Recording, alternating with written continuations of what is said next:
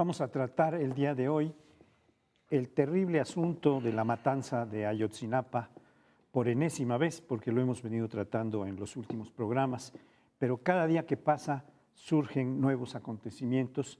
No aparecen, por cierto, los desaparecidos, los 43 desaparecidos, pero aparecen muchas notas de prensa nacionales e internacionales. La prensa de los Estados Unidos, según escuchaba yo hoy en un programa de Carmen Aristegui, está masivamente publicando el tema en muchos periódicos. Especialmente se destaca el día de hoy el del Washington Post, pero también hay una serie de señalamientos internacionales que han hecho desde la Unión Europea, desde el Parlamento Europeo, que manda congelar las negociaciones para renovar el Tratado de Libre Comercio con Europa. Todo esto está planteando ya una crisis que va mucho más allá de nuestras fronteras, porque hay preocupación generalizada en el planeta, aparentemente, por esta terrible matanza que hacen equivalente a otras muy severas que hemos tenido en el mundo. Y hoy hay una declaración del padre Solalinde, que es verdaderamente pues, muy impresionante. No sé qué tan correcta sea. El padre Solalinde dice que alguien, testigo presencial en la matanza, tuvo la posibilidad de ver cómo los llevaban, los mataban y después los incineraban, los quemaban vivos. Y por tanto, esto implica que no van a poder ser encontrados, porque en las cenizas no creo que se pueda analizar el ADN ni muchas otras cosas. Pero en fin, este es el tema que propongo para tratar.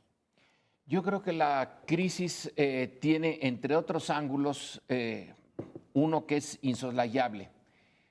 Si no aparecen y el Estado mexicano es incapaz de encontrar a 43 personas en una zona relativamente delimitada, entonces, ¿cómo justifica todo el gasto en cuerpos de seguridad y que ha ido en aumento?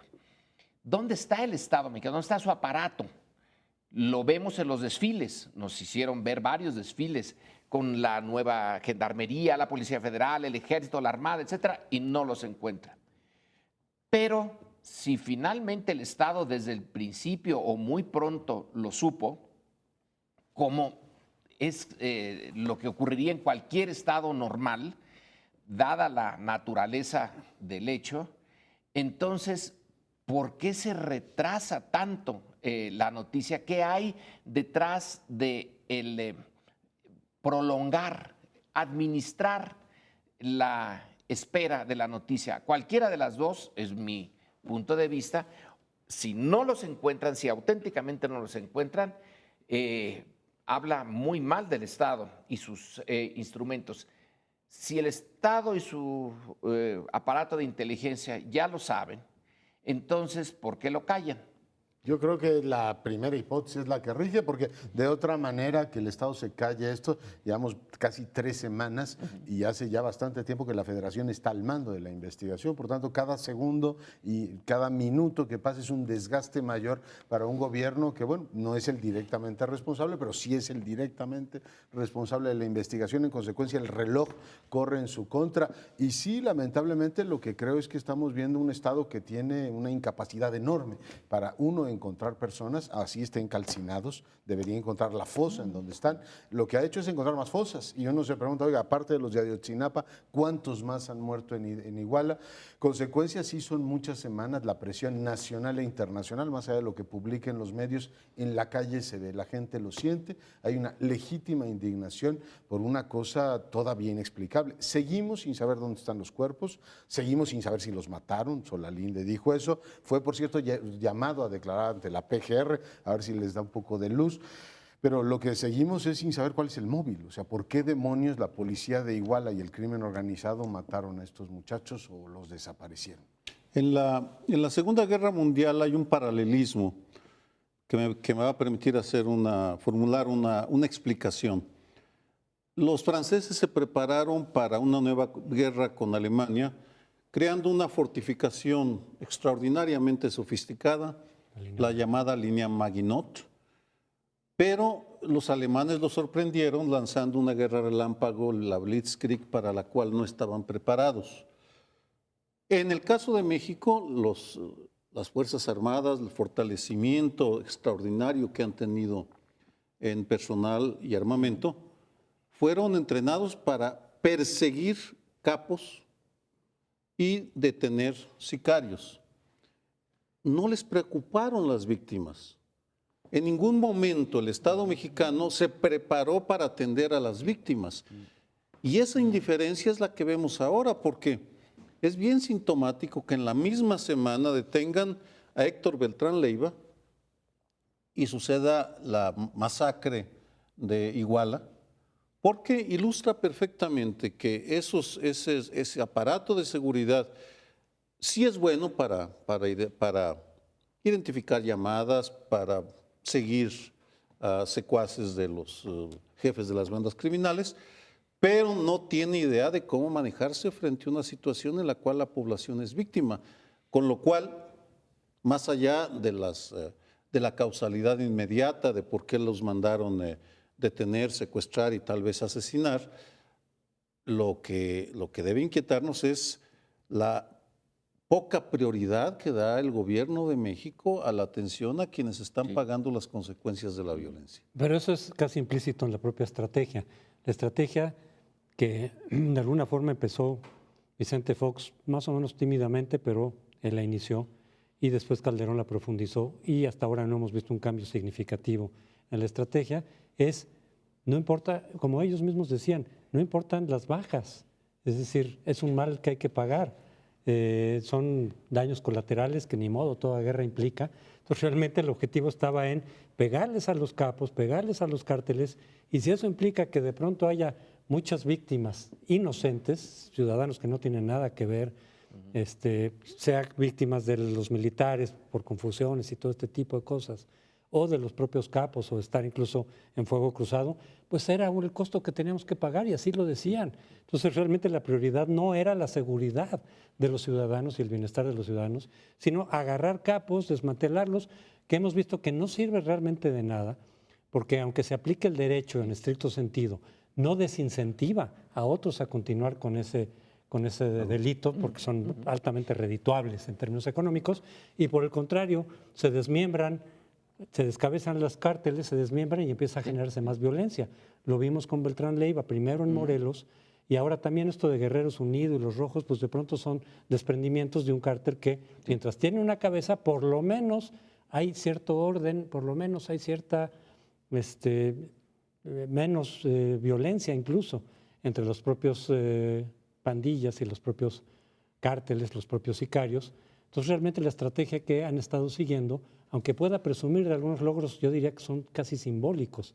Agarramos a agarramos lo otro, el otro capo, ¿y eso en qué se tradujo para la seguridad? No solo en nada, sino incluso que puede ser contraproducente. Pero a ver, yo nada más una apreciación ahí brevísima. Eso, digamos, rige en términos generales para lo que han sido enfrentamientos entre bandas del crimen organizado o ataques a población civil inerme por parte del crimen organizado, como San Fernando. Pero ojo, aquí estamos ante un crimen político. Es decir, lo que ocurrió es que la policía de Iguala, con el acuerdo, o sea, porque está fugado el presidente municipal, mandó matar muchachos que no eran delincuentes. Por tanto, creo que aquí sí el razonamiento sí requiere un matiz diferente. O sea, no es un caso, yo no daría típico, por hecho que esto es un problema del crimen organizado en el país. Evidentemente hay elementos de crimen organizado, pero aquí tenemos una responsabilidad política. El asesinato es en primera instancia un asesinato político. Pero, Leonardo, entiendo el razonamiento. Si revisamos las masacres de los últimos años, el patrón es de que hay una complicidad del aparato de seguridad o una parte del aparato de seguridad, las policías o los presidentes municipales, con las bandas criminales. Para mencionar un caso que, pese a su gravedad, no se ha investigado ni se ha esclarecido, la desaparición de 400 personas en Allende, Coahuila, en 2011. Vamos, no ha recibido la atención que se merece de parte del Estado. Vamos, y hay la evidencia porque, reitero, ni los pobres ni las víctimas de la violencia son prioridad para la clase política que nos Sí, gobierna. nada más subrayo esto, es decir, sí hay aquí un responsable directo, es el presidente municipal de Iguala, el gobernador no lo manda a detener en ese momento, se fuga y aquí tenemos, digamos, un problema de otro tipo que los que ustedes han mencionado. Una sola, el tiempo se nos viene encima, una nota. En esto de que subrayar que fue la policía de Iguala, entonces tenemos un paralelo en el 68. El 68 fue a nivel nacional, es el ejército directamente y la lógica es muy clara, la lógica de Díaz Ordaz y del aparato de gobierno. A un nivel más pequeño, Iguala es el equivalente al ejercitito que tiene el Abarca. mini gobierno de Iguala, que son los instrumentos del presidente municipal. Aquí el problema es cómo explicamos que el presidente municipal haya decidido lanzarse a semejante brutalidad. Entiendo, no justifico ni de broma a Díaz Ordaz, pero al presidente municipal de Iguala, y tantos años después, vuelve a ser otra vez el aparato de fuerza del Estado dirigido por el responsable político para destruir una manifestación que apenas se iniciaba. Bien, creo que estamos en presencia de un fenómeno que han estado tocando de distinta manera, pero que se traduce en la debilidad del Estado mexicano. Una debilidad que ya empezamos a analizar en otros programas, se viene por el municipio, el primer escalón, el más débil, la cuerda se revienta por lo más débil, que tiene muy pocos recursos, incluso muchos municipios no tienen policía. Y dos, el narcotráfico, el crimen organizado, lo que traza es una estrategia muy clara, que es vamos a atacar al Estado mexicano desde su primera instancia de gobierno, ¿no? Y lo ha logrado. Esta instancia está conectada con las otras, pero por supuesto que donde se muestra la debilidad enorme es en la primera instancia, en la municipal, como vimos en el caso de Iguala. Otra cuestión que señalaba El País en un titular ayer, si no me equivoco, es que se ha acabado la época del canto por las reformas, del canto de victoria por las 8 o 11 victorias, y ha entrado en escena el fracaso del Estado mexicano. Hay unas declaraciones de Sicilia, de Javier Sicilia, el poeta, en primera plana del País, diciendo, es que el PRI creyó que iba a poder administrar la delincuencia organizada. El infierno mexicano. Y entonces es una declaración tremenda, porque no está pudiendo administrar el infierno. Pero, José Antonio, ¿tú quieres? Aclarar un poco de lo que es el de Leonardo y Lorenzo. Si solamente hubiera sido el aparato estatal el que hace, entonces estaríamos ante un 68 pequeño, efectivamente. Aquí el elemento adicional es el vínculo con el narco, el que le hayan entregado, según testimonios, a los jóvenes capturados a los sicarios del narco, y que por eso suponemos. Entonces, son dos fenómenos que se están entremezclando. No es un asunto solamente del crimen organizado, es cierto, hay un factor político, pero entonces estaríamos hablando de un Estado represivo otra vez, pero estamos hablando de un Estado represivo, pero penetrado y débil frente al crimen organizado. Entonces, ese es el vínculo que no acabamos de entender. En cierto sentido estamos peor. Peor. Una precisión que va a meter ruido, porque es más fácil hablar del Estado mexicano, pero en el 68 en Tlatelolco fue Díaz Ordaz que sin informar a nadie envió un grupo de pistoleros a disparar contra soldados, policías y estudiantes, que reaccionaron y se hizo la matanza. Aquí es un presidente municipal. Tal vez lo que estamos es actores individuales que se aprovechan de un Estado con instituciones débiles para involucrar a todo el Estado. Pero, Bien, pero es que estamos terminando. Medio minuto, no, no, pero es que esto es- tenemos un siguiente bloque en el que podemos meter todas estas cosas. Vamos a volver a tocar Ayotzinapa, pero se nos ha acabado el tiempo y entonces vamos a regresar en un par de minutos.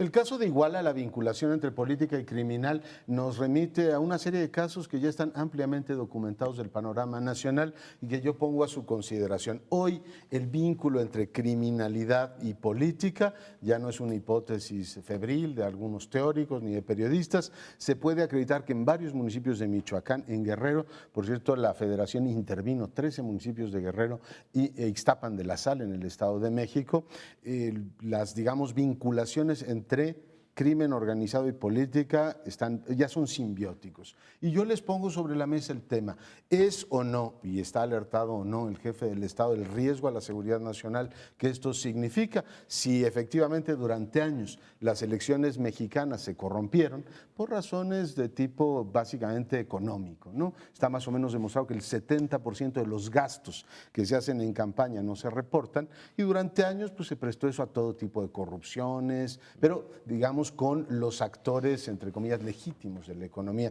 Hoy lo que estamos viendo, y por eso pongo, digamos, cierto énfasis en el tema, es que esa frontera se rompió y ahora el dinero del crimen organizado está inundando las estructuras políticas. El PRD en una actitud absolutamente confusa este fin de semana no sabía si pedirle a Aguirre que se fuera, dicen que se equivocaron con los candidatos, pero el Verde tuvo el caso de Goyeneche hace poco tiempo, el PRI ha tenido tres o cuatro alcaldesas en el caso de Michoacán directamente vinculadas al narco. Les pregunto, ¿no llegó el momento de discutir, pero con la seriedad que el asunto requiere, no casuístico, que la verdadera amenaza al, digamos, estabilidad económica de este país es que ese vínculo ya nos llegó, si no hasta el cuello, por lo menos hasta la cadera? No es un momento de discutir, es un momento de hacer. Eso. Y vamos, quienes tienen que hacer son quienes nos gobiernan, porque la evidencia brota por todos lados, la corrupción. Si Enrique Peña Nieto y su gobierno tuvieran una voluntad real de combatir las causas profundas de esa degradación de la política por la influencia de la criminalidad, pues no hubieran hecho esa simulación de un concurso para entregar la construcción del tren del rápido del Distrito Federal a Querétaro, que en 2 meses 50,000 millones de pesos se entrega a los amigos empresarios del ahora presidente del Estado de México y a un grupo de empresarios chinos o de una empresa estatal china. Es decir, todos, incluidos ellos, saben muy bien que las raíces de fondo de lo que estamos viendo es corrupción, pobreza, desigualdad en el ingreso e impunidad y falta del Estado de Derecho. A mí me gustaría... Está clarísimo y en esos terrenos pues solo nos entregan declaraciones con voz engolada, ceremonias pomposas en las cuales se entregan diplomas entre sí, pero hechos concretos yo no los veo. A mí me gustaría volver a un punto de este vínculo entre el narcotráfico y autoridades de diversos niveles. Esto tiene que ver con una táctica que han seguido ya hace tiempo y que ahora están retomando de manera más sofisticada los narcotraficantes o el crimen organizado. La táctica del pozolero, que disolvía en aceite a todos los cadáveres, y esto no es posible después encontrar absolutamente nada, ni en fosas ni en ningún lado. Ahora lo que hicieron no es meterlos en un barril de aceite, como hizo el pozolero, sino incinerarlos, aparentemente, según las declaraciones de Solalinde. Y aquí hay una táctica que les ha resultado hasta ahora exitosa, porque este es lo que está mostrando el fracaso del Estado mexicano, no puede encontrar a nadie. Y si es correcto lo que dijo Solalinde, es decir, que los incineraron, pues no van a encontrar nunca a nadie. Estamos en presencia de lo que serán, dijo Solalinde, según recuerdo, permanentemente desaparecidos, porque han sido fumigados, han sido cancelados por el fuego. Esta situación nos lleva, entre otras cosas, a un contraste realmente impresionante. Por un lado, Peña Nieto puede modificar la Constitución y la modificó con una facilidad que asombró al mundo, bueno, al mundo interesado en los negocios que podía hacer en México, que se privatiza los recursos del subsuelo. Bueno, no se privatizan, pero se abre la puerta para la privatización. Así, y los partidos políticos lo aceptan. Y todo el aparato de acuerdo. que se encuentren a los 43 estudiantes, imposible. Entonces tenemos a un gobierno que por un lado muestra un proyecto, por sí tiene proyecto en lo económico, y ese proyecto en parte involucra lo que decía Sergio, contratos que benefician a personas con nombre y apellido que tienen la conexión con el gobierno, que es la tesis de un libro que a ti te gustaba mucho mencionar, Leonardo, de por qué las naciones fracasan, Why Nations Fail. Cuando ese libro pone a México como un ejemplo de un gran empresario, Slim, que por sus conexiones políticas puede hacer ese dinero fabuloso. Entonces, el gobierno puede hacerlo y tiene a todos los hilos en la mano. Y cuando se le pregunta, oiga, y en el caso de Iguala, ¿dónde están? Es como si estuviéramos en un país sin gobierno. La misma región, la misma geografía, con dos tipos diferentes de poder. El poder absoluto que da y quita en lo económico y el poder que se queda pasmado, sin poder decir nada cuando desaparecen sus ciudadanos. Ahora, volviendo a la cuestión que planteaba Leonardo en términos de qué deben de hacer los partidos para blindar las elecciones, en dinero es muy difícil, a pesar de todo el sistema que va a haber ahora de fiscalización en tiempo real, con un aparato impresionante de internet, etcétera. Es difícil porque siempre se puede colar por abajo del agua. Pero el otro aspecto, por abajo de la mesa, ¿no? El dinero del narcotráfico, que nunca se contabiliza, que nunca pasa por las cuentas de los partidos y sin embargo ahí está actuando. Y obviamente viene condicionado a las exigencias de quien da ese dinero. Pero el otro aspecto es los candidatos. Es decir, se nos coló el de Iguala y perdón, dice el PRD, no nos fijamos, no teníamos... Entonces se está tratando de armar un procedimiento en el que sepan a quiénes están presentando de candidatos, ver sus antecedentes, ver cualquier vínculo posible que pudieran tener con el crimen o algún grupo del crimen, para prevenir y evitar. El INE no lo puede hacer por sí mismo, tiene que ser otra instancia. El INE puede simplemente cruzar información y decirles a los partidos, ustedes son los que tienen que decirles, pues gracias, pero no gracias, en todo caso. Eso es algo complicado, porque tienen que saber realmente bien todos los elementos que rodean a cada uno de los candidatos en cada uno de los cargos, sobre todo presidentes municipales. Sin embargo, también hay varios expertos que dicen que los capos, o en algunos casos los cárteles, se esperan a que llegue alguien que gane, y ya que donde está instalado es cuando llegan y le dicen, oye, pues vas a trabajar para nosotros, aquí hay dinero, o aquí está la plata, plomo plata,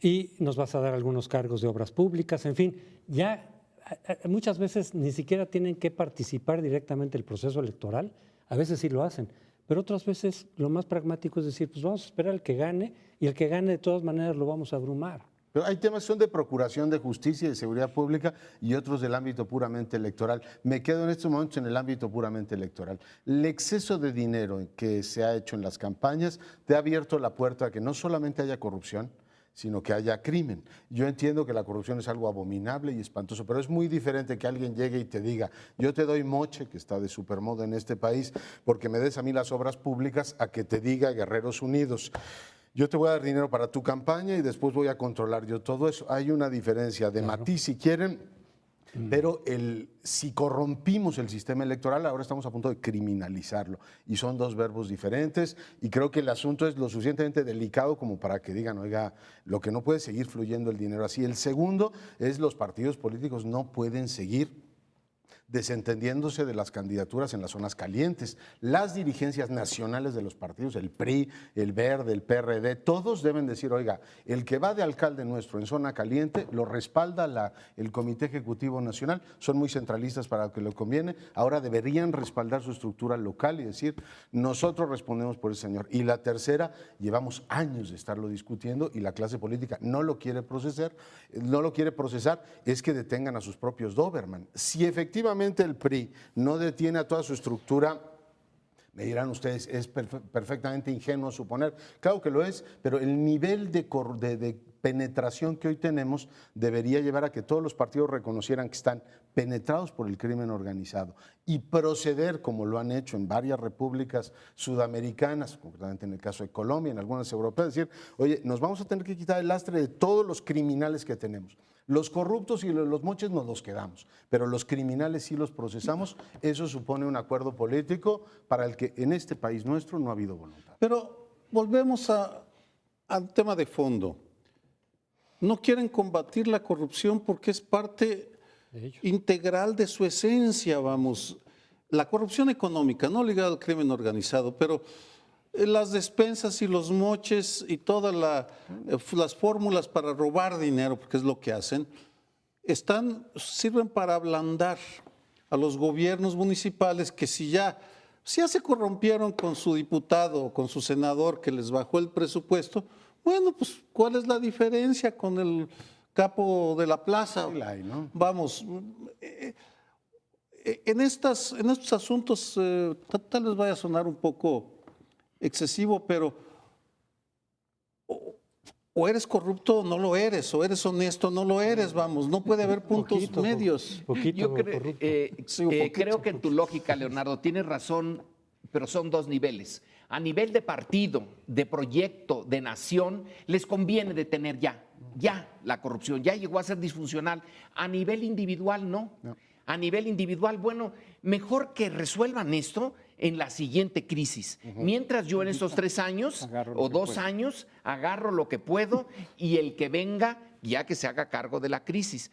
Ese segundo nivel, el individual, en donde la lógica es, miren, se está hundiendo el barco, pero todavía queda una lanchita allí, me voy a la lanchita, el barco ya se hundió, ya que se lo lleve el demonio. Yo individualmente me salvo. Bueno, yo creo que ahora que estamos hablando de los partidos, del blindaje que están intentando los partidos, es especialmente crítica la situación del PRD.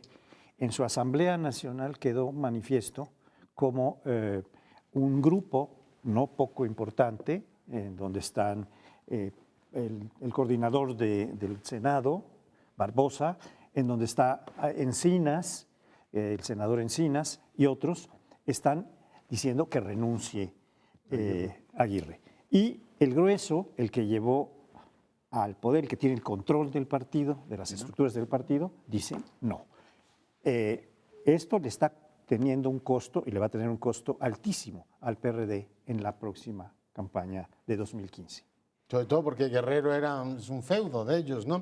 Y en principio iban efectivamente a buena lógica a ganar ese gobierno, pero igual que sucedió en Michoacán, terminan con una situación muy delicada en materia de gobernabilidad. Yo tengo la impresión de que el agua en este caso ha llegado al cuello. Yo hacía comparaciones el día de hoy con el tema del 94 de Salinas. Es decir, cuando la podredumbre llega ya a cierto nivel, es muy difícil que aunque la hayas, digamos, convertido en tu propia forma de actuar, no tenga más remedio que de pronto enfrentarla. Pero bueno, ¿les parece que hagamos una breve pausa? Volvemos en un instante.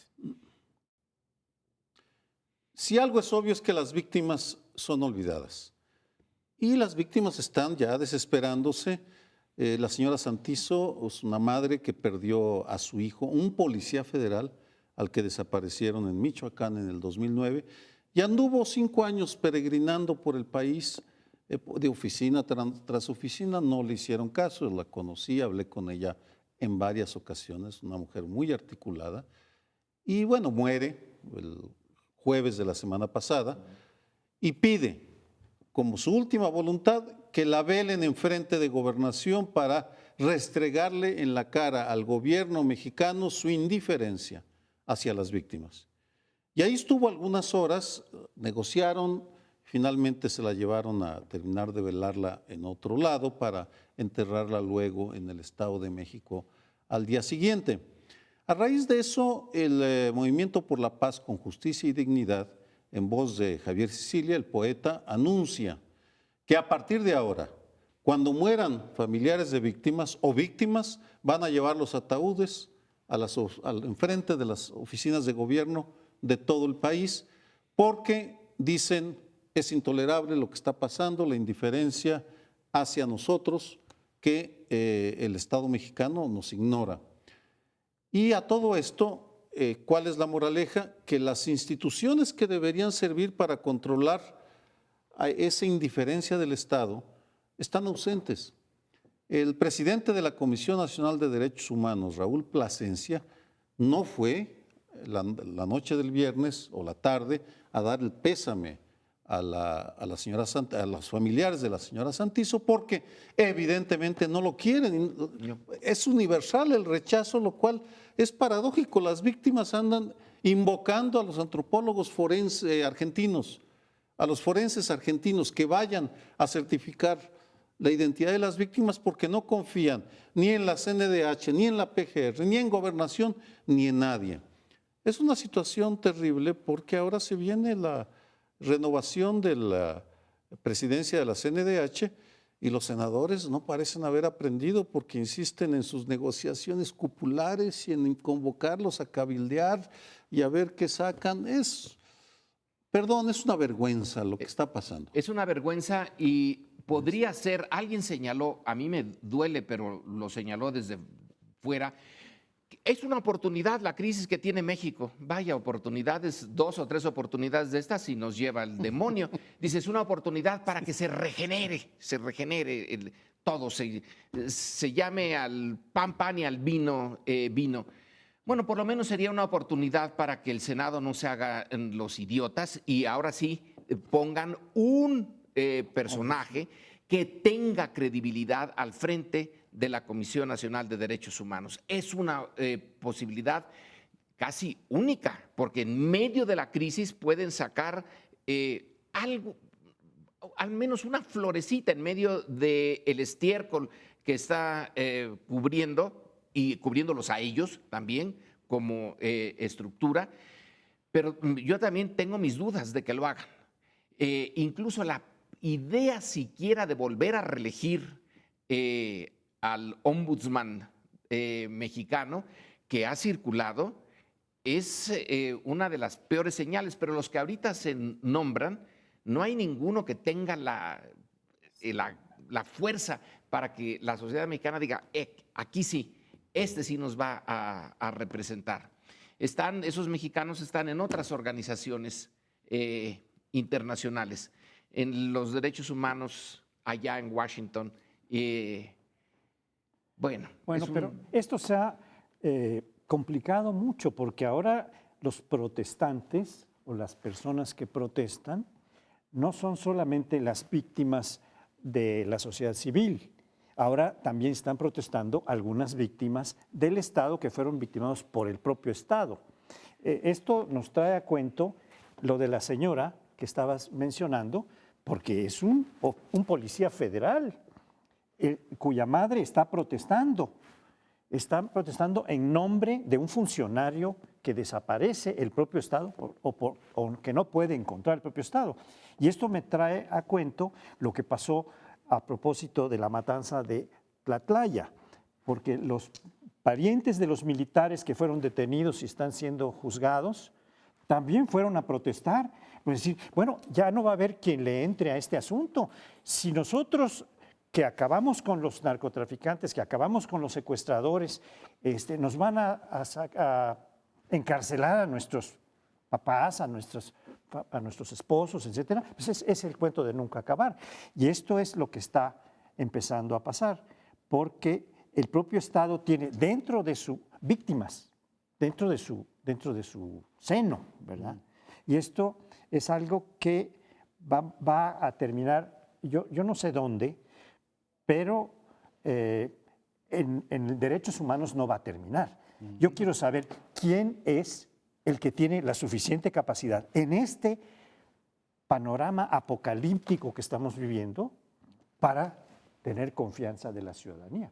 ¿Quién puede echarse el tiro de ser un auténtico, independiente y veraz ombudsman o ombudsgirl, porque puede ser ombudswoman, ¿verdad?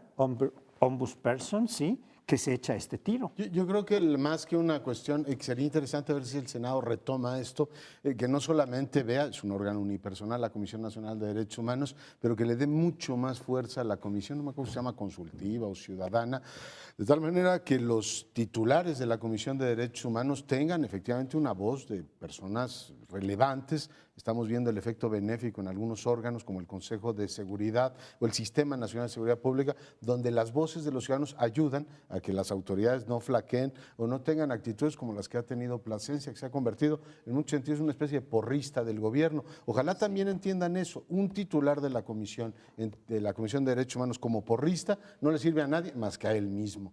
Consecuencia para el país ha sido pues una pésima administración. Yo creo hay que darle un elemento, o sea, colegiar más el peso de la tutela de los derechos humanos y no dejarlo en un individuo que puede ser virtuoso o puede no serlo, como me parece que es el caso.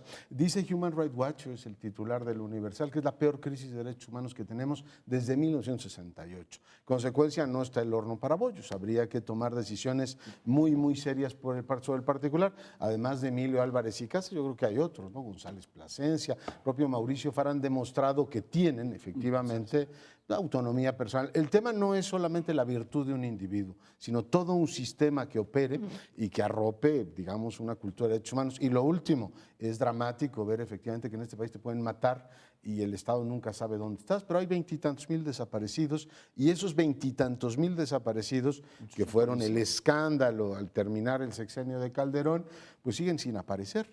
Y debo decir que con crudeza que no me extraña, si tienes 30 y tantos millones de delitos en este país y creo que el 98% no se abre averiguación previa, tú dices, bueno, en este país suceden miles de cosas, entre otras que maten a la gente y el Estado, como lo está demostrando en Iguala, puede 3 semanas después no tener ni idea de dónde están. Dice Lorenzo que esta puede ser una oportunidad que podríamos llamarle oportunidades pírricas, ¿no? Porque si es con varias de estas, quién sabe dónde acaba el país.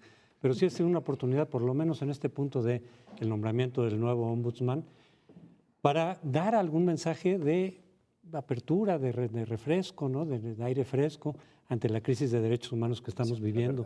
Porque en esta circunstancia, volver a ratificar a quien es rechazado por multitud de organismos vinculados con derechos humanos y organismos cívicos y observadores del fenómeno, pues sería casi como una bofetada al público, no nada más a las víctimas de los desaparecidos, de los muertos, sino en general. Es decir, miren, tan no le damos importancia a los derechos humanos en crisis como esta, que volvemos a ratificar a quien es repudiado ampliamente, no digo que absolutamente por todos, pero sí por una buena parte de, sobre todo, la gente enterada, de la gente que sigue con lupa lo que sucede en derechos humanos, que ha visto el desempeño del actual ombudsman y que verdaderamente parece que se la pasa más bien promoviéndose a sí mismo, a su figura, a su imagen, que estar con las víctimas, con los familiares de las víctimas, buscando pues lo que le corresponde en ese tema.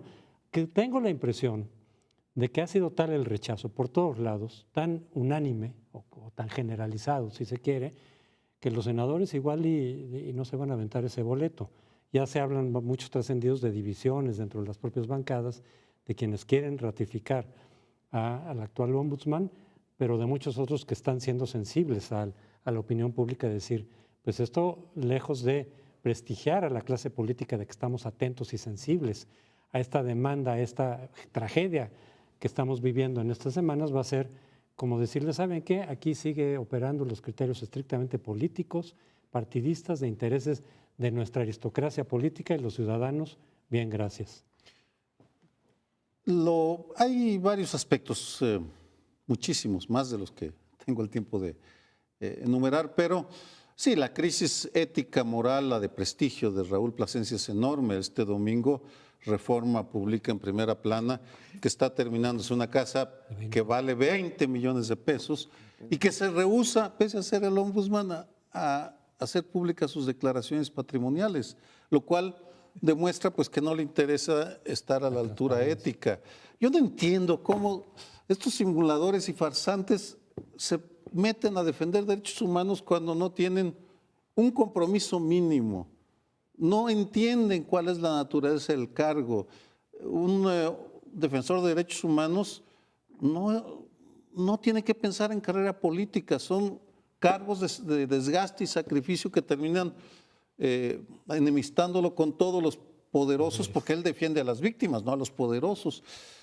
Vamos a ver qué hacen los senadores. Por ahora parecieran estar montados sobre la misma lógica de su majestad, en la cual ellos están sentados y uno tiene que ir a presentarse ante sus cortes cuando deberían estar reconociendo la magnitud de la crisis para, en efecto, estoy totalmente de acuerdo, crear un comité de emergencia para buscar a quienes son los mejores para ocupar el cargo. Deberían de ir a buscarlos. Deberían ir a buscarlos, no por supuesto. esperar a que les estén grillando. Claro, porque lo que quieren es que vayan ahí para hacer los acuerdos cupulares, pero no pasará mucho sin que sepamos en qué termina esta historia. Regresamos. Y volvemos a Guerrero, pero desde otro ángulo diferente, porque el Senado va a discutir el día de mañana si aplica la figura de desaparición de poderes en el estado de Guerrero. Que hay varias cosas que decir, ya se había venido hablando en los días previos que Aguirre no se sostiene, que es un costo creciente conforme pasa cada día que siga él ahí al cargo de Guerrero, de la gobernatura de Guerrero. Pues por un lado, de manera indirecta para el gobierno federal, porque al final de cuentas el gobierno federal tiene un tipo de responsabilidad en lo que está ocurriendo en Guerrero, no directamente, pero sí, como estaban a suele decir, tienes que hacer algo al respecto. Al gobernador ya se le fue de las manos esto, no tomó las medidas precautorias, ya estaba mal la situación de Guerrero, pero este fue un detonador que hace que se vea que el gobernador ya no tiene nada que hacer ahí. Y por parte del PRD también habíamos dicho, está poniendo su diferencia, su distancia, está marcando cada vez más la distancia. Algunos apoyan la salida de Aguirre, le dicen incluso que piense, que considere su salida como parte de una renuncia voluntaria.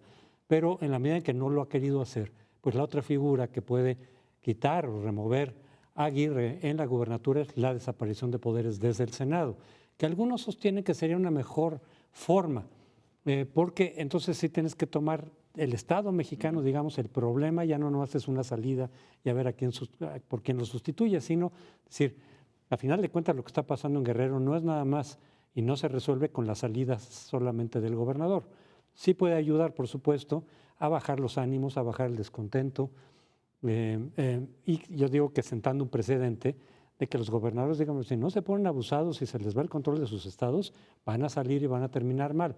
Pero aquí es también el reconocimiento, yo diría, no es que vayan a desaparecer los poderes, es que ya no existen esos poderes y es un reconocimiento, es decir, aquí esos poderes ya están pintados en la pared, entonces vamos a hacer algo, el Estado mexicano va a hacer algo al respecto para tratar de poner bajo control esa entidad. Bien, pero hay una discusión sobre cómo se interpreta esta fracción del artículo 76 de la Constitución que da como facultad exclusiva al Senado el declarar cuándo han desaparecido los poderes de un Estado.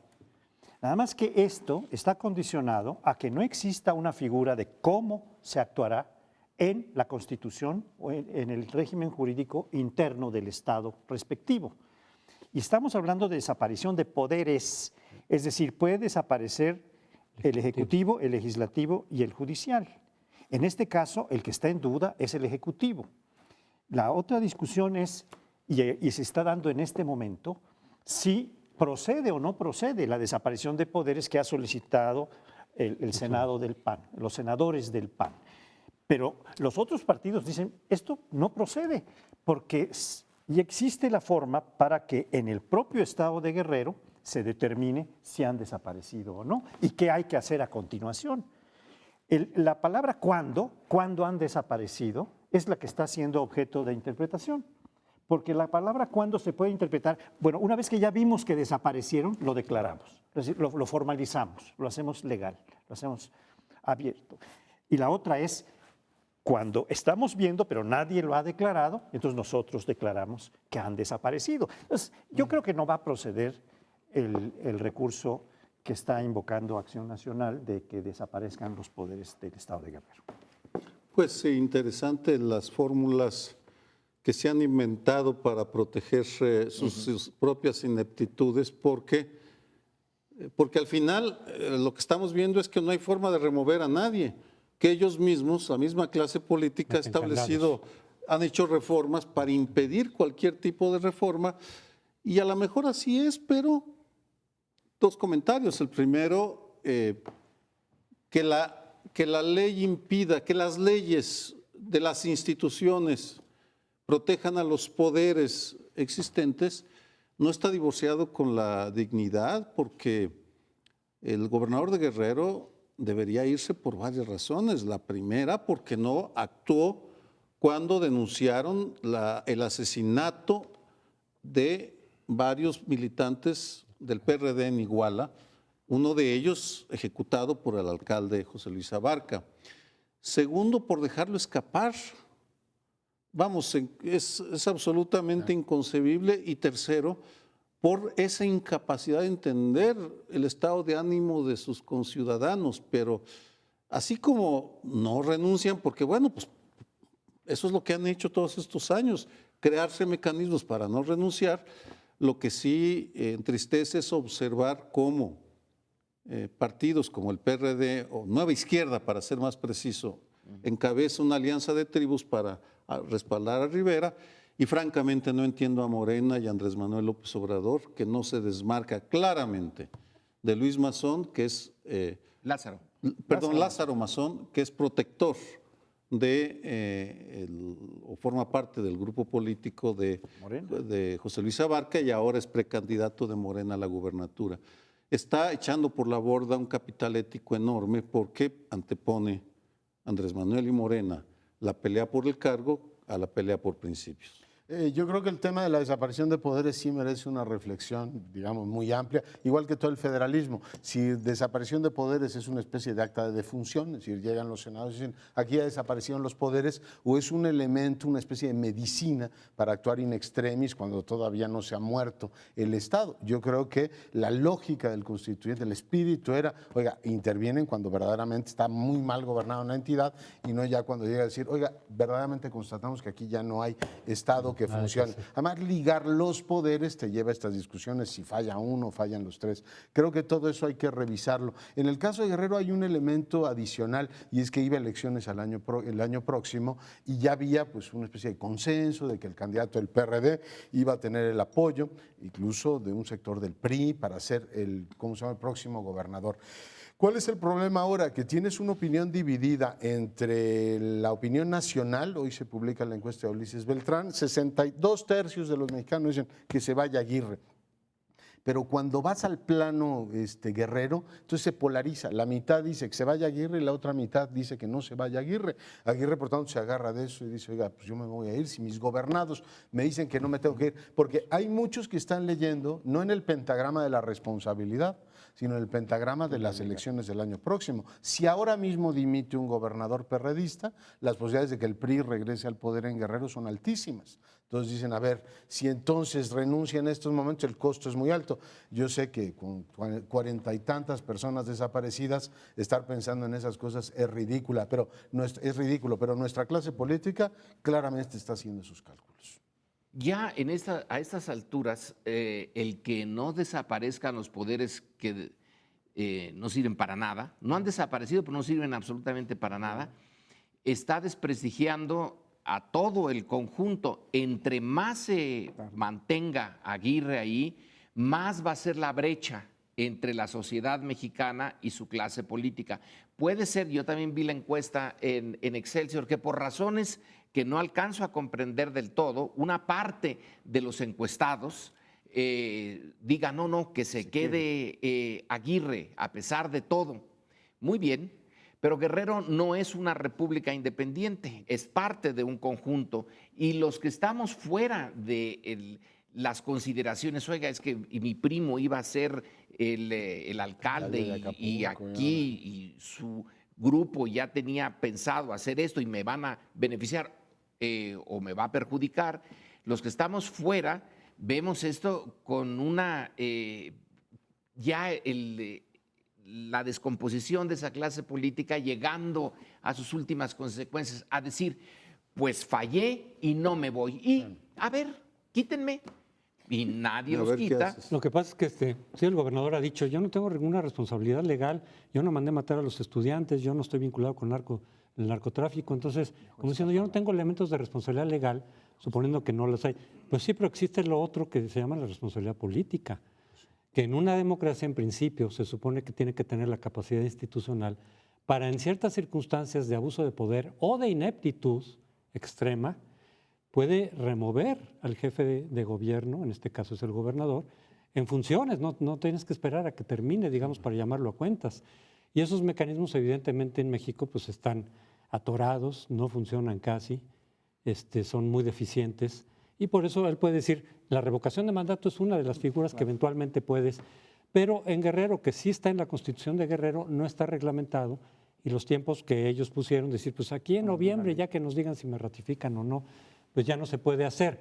Entonces, el asunto de la responsabilidad política, en principio tendría que ser una cuestión personal también, pero las instituciones tendrían que proveer los mecanismos para decir, aunque usted no tenga una vinculación legal, sí tiene que ser removido del poder.